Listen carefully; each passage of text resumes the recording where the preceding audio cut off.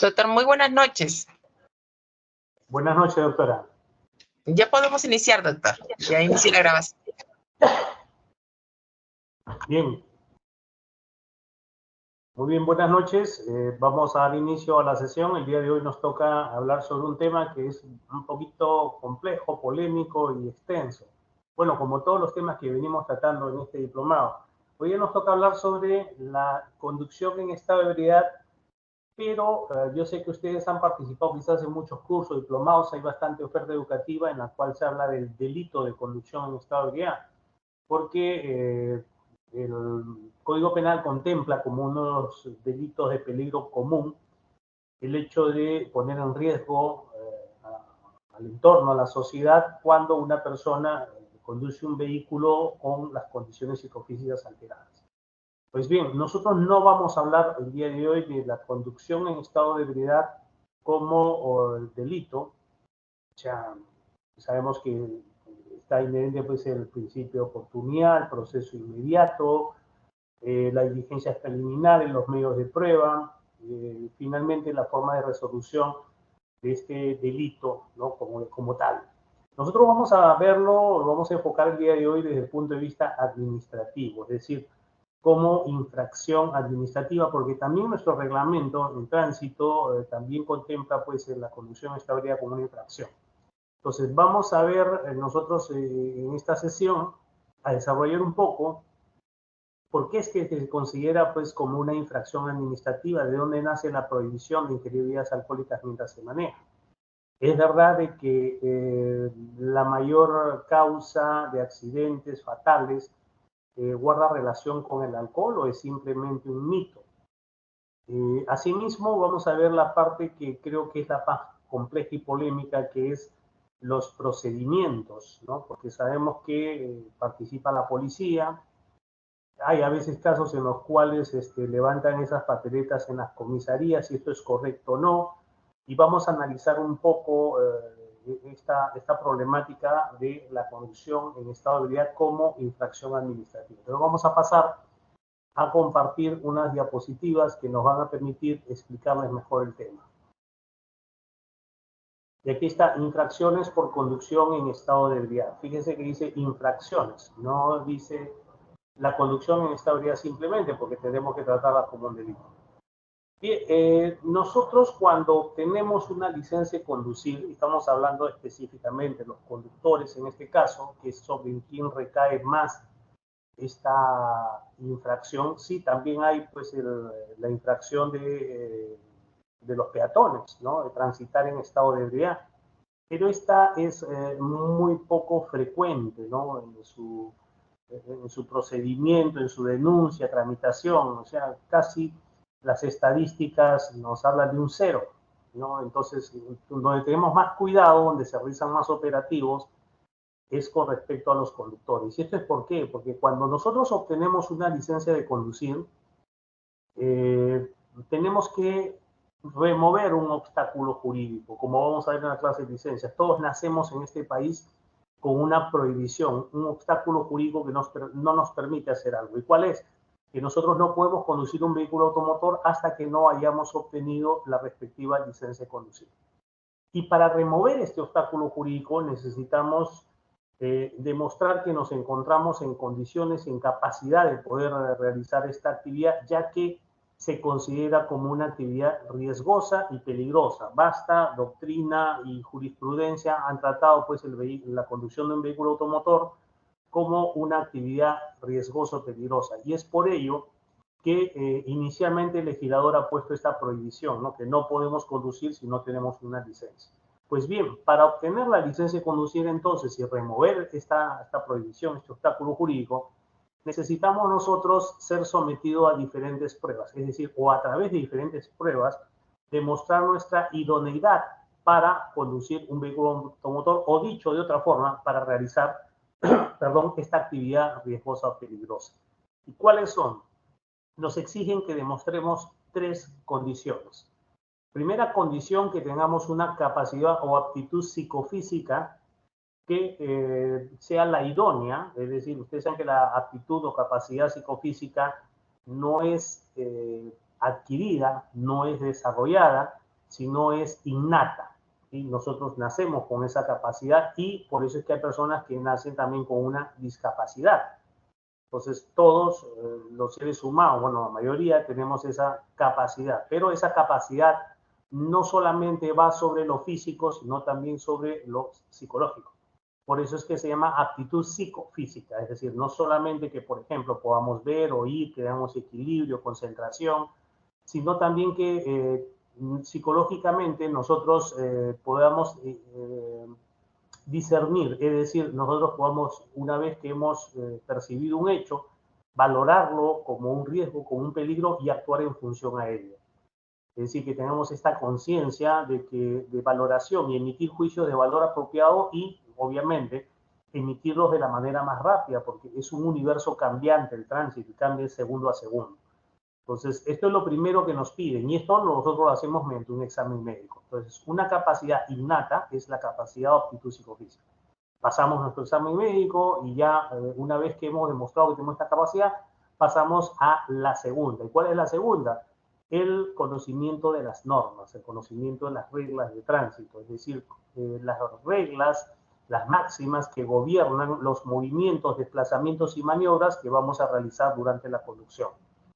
Y esto lo hacemos con un examen de reglas, ¿no? Y esta segunda capacidad ya no es una capacidad innata, sino es una capacidad adquirida. ¿Por qué? Porque nosotros no teníamos un conocimiento y adquirimos un conocimiento por medio, pues, la lectura, el estudio, los videos, las clases, las charlas, y con eso hemos adquirido una segunda capacidad. La primera es innata, la segunda es adquirida. Y finalmente, una vez que aprobamos nuestro examen de regla, pasamos a la tercera, que viene a ser una aptitud o una capacidad desarrollada. ¿Cuál es la habilidad, destreza o pericia para conducir? Pues bien, nosotros vamos a ver que la conducción con presencia de alcohol en la sangre, ¿no? Es preocupante desde el punto de vista no tanto del conocimiento de las normas, sí desde la actitud y la pericia, pero más que nada de la aptitud psicofísica. Ahí es donde reside, porque sabemos que las bebidas alcohólicas o el alcohol, una vez que ingresa al organismo, es un inhibidor del sistema nervioso central, por lo tanto, pues vamos a tener nosotros una disminución de nuestras capacidades. Y esta es la razón. Entonces, si nosotros para obtener una licencia de conducir demostramos tres cosas, esas tres cosas tienen que mantenerse, se puede decir, en la misma condición que el primer día. Ahora, los conocimientos que hemos adquirido no los vamos a perder. La pericia o la destreza que hemos desarrollado, al contrario, mientras más manejamos, más la perfeccionamos. Pero aquí viene esto, ¿no? La aptitud psicofísica es cíclica, es decir, no se mantiene siempre en la misma condición. Puede ser producto de la edad, puede ser por algunas afecciones, enfermedades.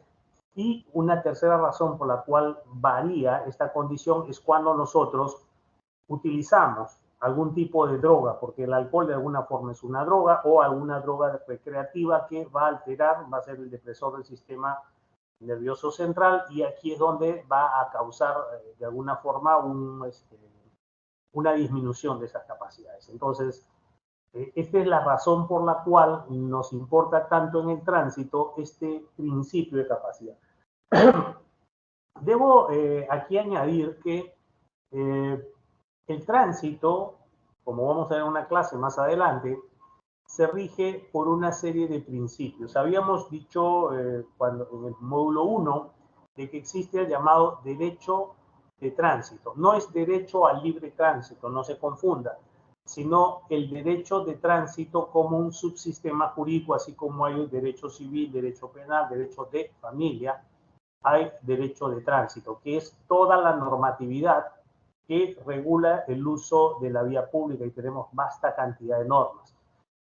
No solamente normas, sino también principios. Y los principios van a servir, ¿no?, como elemento fundante, es decir, para dar fundamento a las normas, como elemento integrador para juntar en un solo grupo homogéneo todas estas normas, pero el más importante es la finalidad interpretativa. Entonces, ¿por qué son tan importantes los principios? Porque a través de ellos es que entendemos la norma y a través de ellos es que interpretamos la correcta aplicación de la norma. Dentro de los principios del tránsito, uno de ellos, aparte del principio de pericia, de estrés, el principio de conocimiento de la norma, está el principio de capacidad, ¿no? Y el principio de capacidad o aptitud también se le llama, viene a ser el conjunto de facultades que tenemos los humanos mediante las cuales percibimos, racionalizamos, decidimos y accionamos dentro de un universo de masas móviles cuyo espacio-tiempo es muy breve, porque todo pasa en segundos. Es decir, el tránsito o lo que vemos a través de parabrisas cuando manejamos no es un cuadro estático, no es una pintura, no es algo frío, es algo que está en permanente y en constante movimiento. Entonces, nosotros, dentro de ese universo cambiante permanentemente, vamos primero a percibir, es decir, vamos a recibir información objetiva por medio de los órganos funcionales de los sentidos. Esta información que necesitamos va a tener que ser racionalizada, es decir, que vamos a tener que evaluarla y finalmente, de acuerdo al riesgo que entrañe, vamos a decidir qué es lo que tenemos que hacer para evitar que ese riesgo se convierta en un peligro y, por lo tanto, no solamente vamos a decidir, sino que nuestro cuerpo tiene que estar en capacidad de reaccionar, es decir, de actuar de inmediato, por ejemplo, ¿no? Si la situación que yo tengo al frente me dice que tengo que aplicar, es una situación, ya la evalué, es una situación de riesgo o peligro quizás inminente, entonces lo que necesito es hacer una maniobra. Y esta maniobra de emergencia puede ser, por ejemplo, un frenado. Entonces yo debo tener la capacidad no solamente de verlo, pensar, o sea, discernir, decidir y accionar. Pisar el freno inmediato o realizar el viraje, es decir, elegir la maniobra más adecuada o preventivamente, sin que sea un peligro, sino simplemente un riesgo, adoptar una medida de seguridad, ¿no?, en ese instante para evitar que esto pase a mayores, es decir, que se convierta en un peligro. Entonces, se requiere de un conductor que tenga esta capacidad durante todo el acto de conducción. O sea, puede ser que no lo tengamos a la noche, no lo tengamos en la mañana, cuando estemos en, no sé, viendo televisión, cuando estemos repartiendo, pero en el acto de conducción se requiere, si se dan cuenta, que esta capacidad esté óptima durante todo el acto de conducción. No el igual que los otros dos, por el conocimiento, lo mantenemos tan igual siempre, estemos conduciendo o no. La destreza o la pericia la tenemos, ¿no? La tenemos siempre y en el momento que se es requerida la aplicamos. En cambio, aquí viene un tanto complejo con la capacidad, ¿no? Porque esta capacidad fácilmente puede ser alterada. Entonces, si yo, por ejemplo, ingiero un fármaco que me induce al sueño o que hace que disminuya mi percepción, no tomo un antigripal, un antihistamínico que sabemos que tiene nos produce ese sueño y ¿qué cosa va a hacer? Va a disminuir nuestra capacidad de percepción, ¿no?, de decisión y de reacción.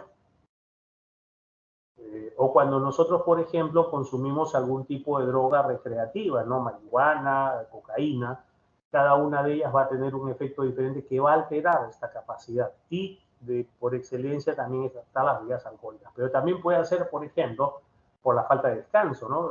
He manejado pues más de 12 horas continuas. Es obvio que esta capacidad psicofísica, sin necesidad de haber ingerido ningún tipo de droga, fármaco o alcohol, también se halle disminuida, ¿sí? Hay varios factores, por eso es que esto del principio de capacidad es un tanto complejo, bastante complejo, su análisis durante el desarrollo de un accidente. López Muñiz Goñi, ¿no?, en su obra Investigación de Accidente de Tránsito, dice que un conductor debe tener un óptimo tiempo de reacción, 3/4 de segundo máximo, gran capacidad de atención y concentración, coordinación de movimientos, automatización de los mismos, estabilidad nerviosa, capacidad de observación, apreciación de distancias y velocidades, agudeza acústica, adaptación visual, ¿no? Tanto en profundidad como en amplitud. Entonces, esos son los requisitos, entre otros, que se le exige a un conductor durante el acto de conducción. Entonces, estamos viendo entonces que este principio de capacidad es muy importante, no digo que los otros no lo sean, pero este es muy importante porque, vamos, que muchos de los actos que realizamos se han visto, o mejor dicho, los accidentes que participamos, se han visto que esta capacidad ha sido modificada de alguna manera, ¿sí? No necesariamente, y repito, no necesariamente por las bebidas alcohólicas, esto quiero que se entienda, ¿eh? El reglamento de tránsito, pues, el decreto supremo, el texto único ordenado reglamento de tránsito del decreto supremo 016 del año 2009, su artículo 288 define lo que es una infracción de tránsito y dice que es una acción o omisión que contraviene lo dispuesto en el reglamento, que debe estar debidamente tipificado en los cuadros anexos o los cuadros de tipificación y sanciones que obran como anexo del reglamento. Entonces, en el reglamento de tránsito usted va a encontrar el articulado y luego va a encontrar unos anexos. ¿Qué hay en esos anexos? Los cuadros y las tablas de infracción. Entonces, dice que para que un hecho se considere infracción, tiene que ser una conducta comisiva u omisiva, es decir, una acción o una omisión, pero que esta debe contravenir los reglamentos. O sea, para que sea infracción se cumple, ¿no? Lo que vimos en la infracción de tránsito, lo que decía el maestro Alejandro Nieto, que primero tenemos que reglamentar y luego crear el tipo infractor. Y acá, en esta definición, lo dice claramente, ¿no? Una acción o omisión que contravenga las disposiciones contenidas y que a su vez tenga la debida tipificación. Porque podemos encontrar esto, ¿eh? Podemos encontrar que tenemos reglamentación que no se ha convertido en un tipo infractor. Por ejemplo, ¿no? El conductor que sienta cansancio o somnolencia deberá frenarse y manejar. Eso está reglamentado, está en el cuerpo de reglamento. Pero si buscamos nosotros en el cuadro de infracciones, pues no vamos a encontrar. Entonces, esa es la situación 1. Sí, que no es ilegal y es válida completamente. Es decir, que tengamos nosotros reglamentación que no la hayan convertido en un tipo. Por otra parte, podemos tener nosotros tipos infractores que no tienen reglamentación dentro del cuerpo de la norma.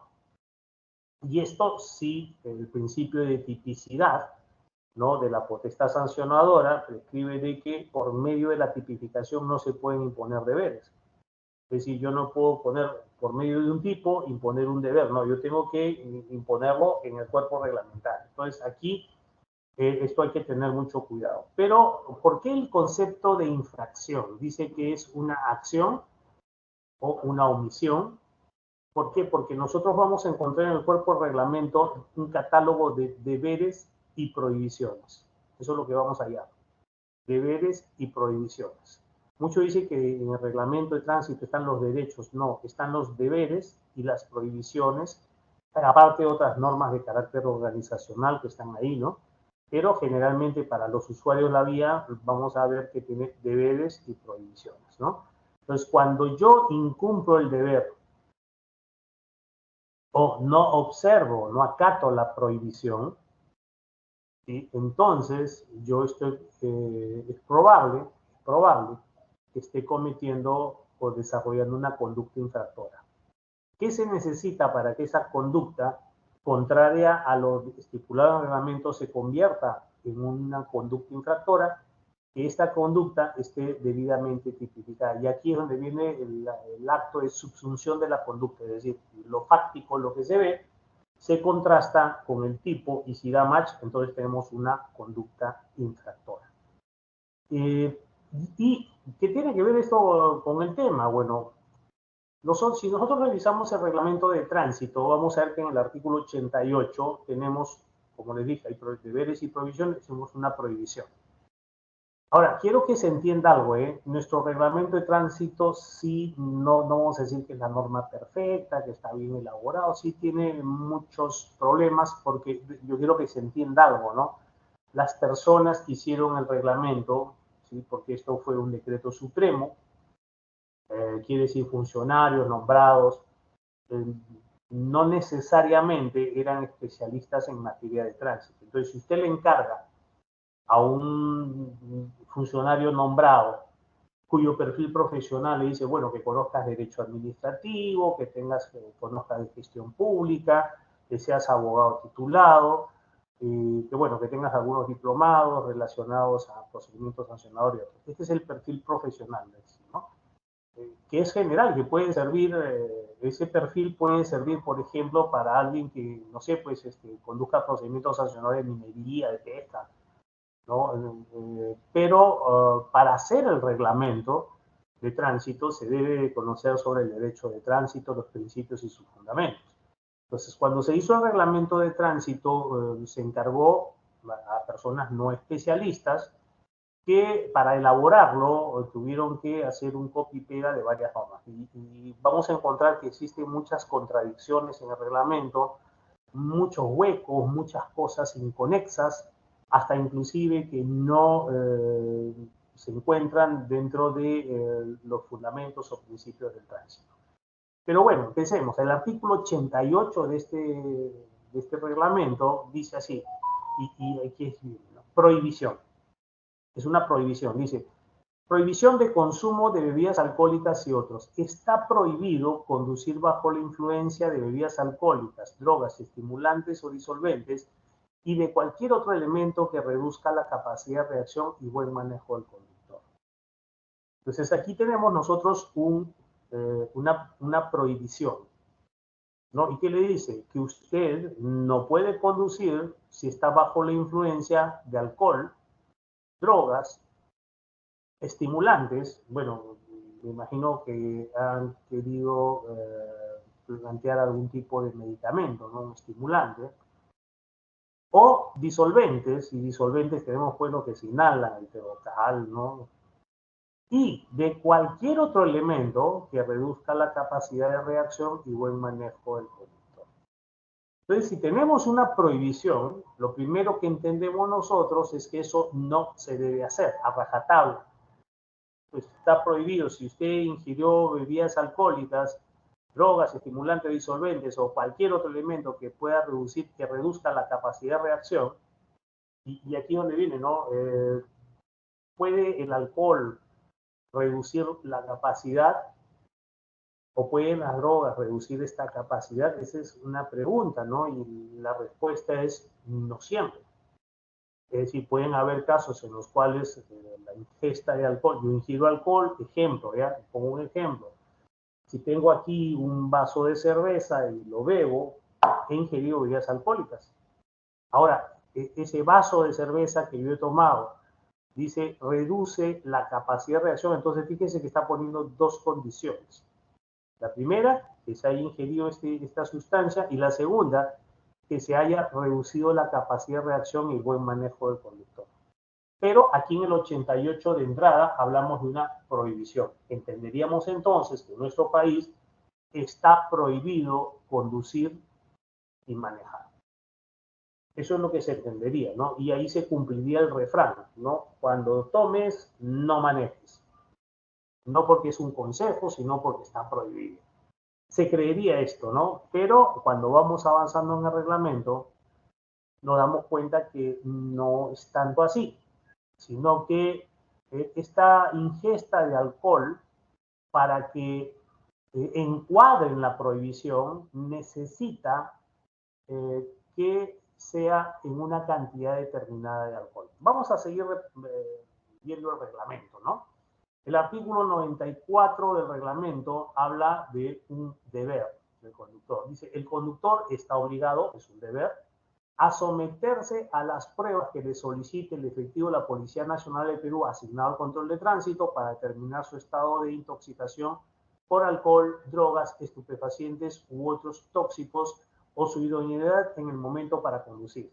Punto seguido, su negativa, o sea, la negativa a someterse a esas pruebas, establece la presunción legal en su contra. Aquí debo hacer una aclaración que lo vamos a desarrollar más adelante, ¿no? Este artículo 94 no se está refiriendo al dosaje etílico.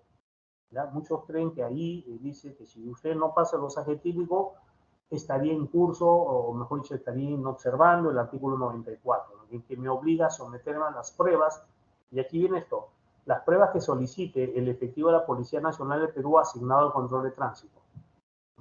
¿En qué consisten esas pruebas? Cualquiera así a priori dice, ya, entonces si yo le digo que pase el dosaje etílico y el señor no quiere, entonces ya hay presunción legal en su contra. ¿Qué significa la presunción legal en su contra? De que ya se puede dar inicio a un procedimiento administrativo sancionador solamente con la negativa a someterse a la prueba.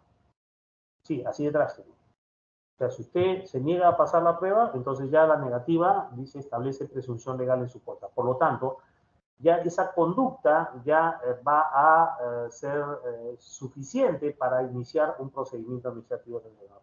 Pero lo que nosotros tenemos que descifrar ahora es cuáles son esas pruebas, quién las solicita y cómo es que se demuestra o se comprueba la negativa. ¿Sí? Esto es muy importante. ¿Por qué? Porque han habido casos, por ejemplo, conductores que han sido llevados a la comisaría luego intervenido, no les han dicho que pase de dosaje ni nada, ¿no? Ocurrió un caso, yo voy a contar, no es que sea una regla, no es que pase siempre, pero es parte de la casuística, ¿no? Un joven estaba manejando su auto en Barranco y es intervenido por la policía, le dicen pues que se pare en un pie, ¿no? Él dice, ¿por qué voy a hacer esto? Dice, si yo no he tomado, recién estoy saliendo de mi casa. Entonces vamos a la comisaría para pasar los adjetivos. Y el joven protestó, reclamó, le dijeron, bueno, si usted no va por sus propios medios, lo marrocamos y lo llevamos.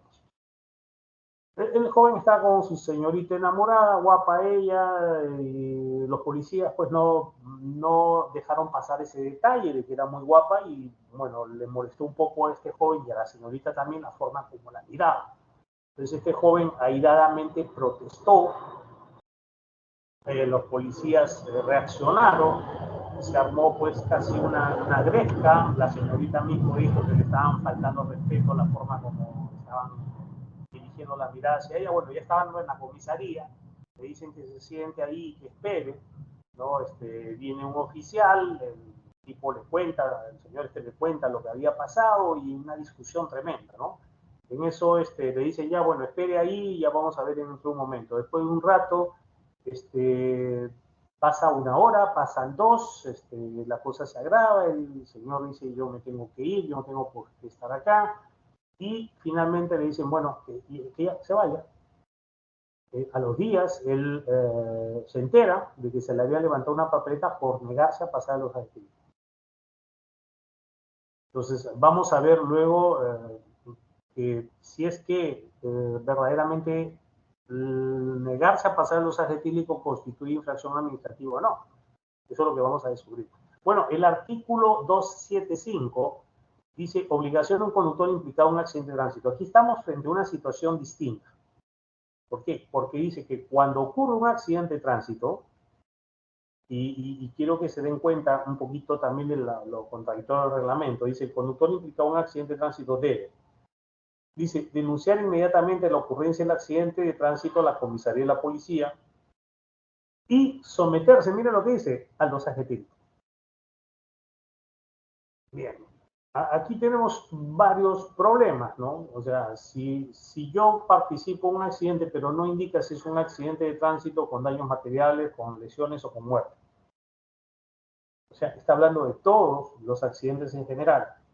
Entonces, cuando participo en un accidente, cualquiera sea la consecuencia, dice que yo debo poner en conocimiento de la ocurrencia del accidente a la comisaría, o sea, acercarme a la comisaría o llamar a la comisaría, ¿no?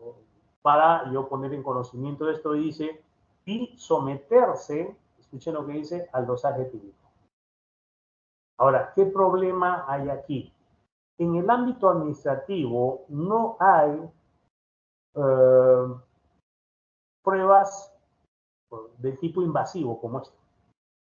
Esta prueba de tipo invasivo, como el dosaje etílico, que consiste en una prueba cruenta de una punción venosa para extraer de una muestra de sangre.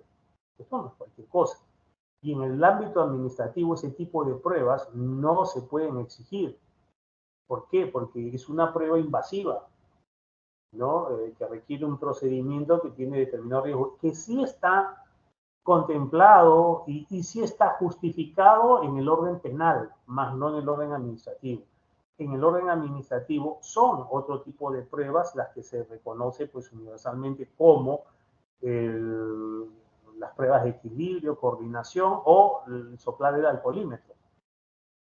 Esas son las pruebas que están pues, en casi todos los países del mundo como pruebas que se puede exigir en el orden administrativo.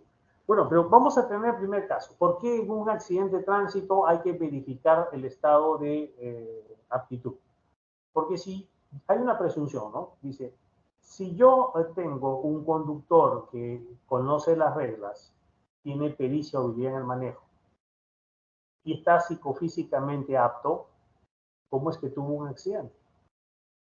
Entonces, yo no puedo decir o sospechar que ha perdido los conocimientos, yo no puedo sospechar tampoco que ha perdido la destreza, pero sí hay una presunción de que su capacidad psicofísica se haya encontrado disminuida, sea en la percepción, sea en el razonamiento, sea en la reacción, ¿no? O la maniobra que hubiera tomado para evitar un peligro que no fue suficiente. Entonces digo, bueno, esa es la que más se presume. Y por lo tanto, para poder comprobar si una persona se encuentra apto para conducir, no hay más oportunidad que cuando pasa el examen médico para obtener licencia. Entonces, es cuando hay un accidente de tránsito, una oportunidad que tiene la autoridad para verificar este estado, ¿no?, de capacidad psicofísica, ¿no? ¿Y cómo lo se hace? Bueno, ya hemos dicho, en el caso del ámbito administrativo son este tipo de pruebas. Entonces, aquí extraña de que parecería, ¿no? Porque dice, el conductor de un accidente de tránsito debe, o sea, como que el reglamento de tránsito o el legislador por medio del reglamento de tránsito está imponiendo un deber. ¿Cuál es el deber? Señor, usted debe someterse a los adjetivos. Pero bueno, no quedamos que esas pruebas invasivas no están en el orden administrativo. No, eso ya se encarga la policía. Entonces eso será alguna disposición dentro del ámbito que corresponde a la policía, más no en el reglamento de tránsito, porque es contradictorio, ¿no? Si el soplar el alcoholímetro, o sea, las pruebas de aire expirado y las pruebas de equilibrio, así como la negativa, son elementos suficientes para sustentar el inicio de un procedimiento administrativo sancionador, ¿por qué hay una disposición acá en los adjetivos? Entonces entendería que a mí como conductor se me está imponiendo un deber de que cuando participo en un accidente tengo que ir a la comisaría y debo, escuchen esto, someterme a esa prueba que el mismo reglamento no reconoce. Es extraño, pues yo lo digo contradictorio. Pues cuando se hizo el copy y pega del reglamento, se mantuvieron algunos artículos del Reglamento General de Tránsito, se incorporaron artículos de otras legislaciones y por eso que encontramos este contrasentido, ¿no? Pero ese es en materia de debate. A ver, el artículo 307 del Reglamento de Tránsito es un artículo clave para entender esto, ¿no? Fíjense lo que dice ahí, el grado alcohólico sancionable en los conductores y peatones. Y aquí hay otro problema. Voy a contarles por qué. Dice, el grado alcohólico máximo permitido, bueno, ¿no quedamos que estaba prohibido? El 88 no decía, está prohibido. Y ahora hablamos de un grado alcohólico máximo permitido. Es decir, no está prohibido. Está prohibido, sí, conducir teniendo una cantidad de alcohol que supere un límite. Es decir, no está prohibido conducir habiendo ingeriones alcohólicas. Está prohibido conducir habiendo ingeriones alcohólicas que superen un límite permitido. Y bueno, dice así el artículo, el grado alcohólico máximo permitido, hay un permiso para tomar entonces, a los conductores y peatones que sean intervenidos por autoridad policial será el previsto en el Código Penal. A ver, problemas aquí en materia de análisis. Le voy a contar como antecedentes históricos, haciendo un poquito de historia de estos temas. Antiguamente teníamos nosotros el límite de etilismo compatible con la seguridad vial en una norma de carácter administrativo. Entonces, cuando se hablaba de estado de ebriedad o de haber conducido con presencia de alcohol en la sangre que supere el límite permitido de utilismo, ¿no?, compatible con la seguridad vial, íbamos a una norma de carácter administrativo. Ahí estaba el límite. Incluso en el ámbito penal, el delito de conducción en estado de ebriedad decía, pues, de acuerdo a lo previsto en el reglamento de tránsito o en las normas respectivas. Es decir, en el Código Penal no había un límite. Decía, nos remitía, ¿no?, al ámbito administrativo. Pues resulta que a partir del año 2001, ¿sí?, más o menos, es que se modifica el Código Penal y se incorpora ahí un límite. Y entonces hubo un problema de entendimiento, ¿no? La policía entendía de que los límites que estaban en el Código Penal no eran los mismos que estaban en el reglamento de tránsito, por lo tanto había un problema. No había ningún problema, porque una cosa es el límite de alcohol para cometer un delito y otra cosa es el límite de alcohol para una infracción administrativa. Pues bien, hicieron caso de este supuesto problema, que yo no lo encontré, y modificaron el artículo 307, por lo tanto ya no mencionaban ningún límite aquí en el reglamento de tránsito, sino decían, nos remitía al Código Penal. O sea, ¿cuál es el límite permitido? El que está en el Código Penal. Pero aquí viene la contradicción. El Código Penal, dentro de su artículo, pues tiene pues un artículo, un delito en el cual dice la conducción, de conducción en estado de ebriedad. Dice pues que aquel que conduzca un vehículo, opere, maniobre un vehículo automotor con presencia con la sangre que supere y pone un límite, ¿no? Entonces, si se pone un límite, se entiende de que superado ese límite, legalmente, no psicofísicamente, sino legalmente y objetivamente, me encuentro en un límite que ya marca una condición que se denomina estado de ebriedad. ¿Sí? O sea, estar en estado de ebriedad no significa propiamente un estado, es decir, algo que sea visible, algo que sea percibible desde afuera. Es decir, un estado de ebriedad no es una persona que balbucea, que se cae, que se duerme, ¿no?, que está riéndose de cualquier cosa. Eso no es un estado de ebriedad. El estado de ebriedad se denomina en forma objetiva el tener presencia de alcohol en la sangre que supere un límite.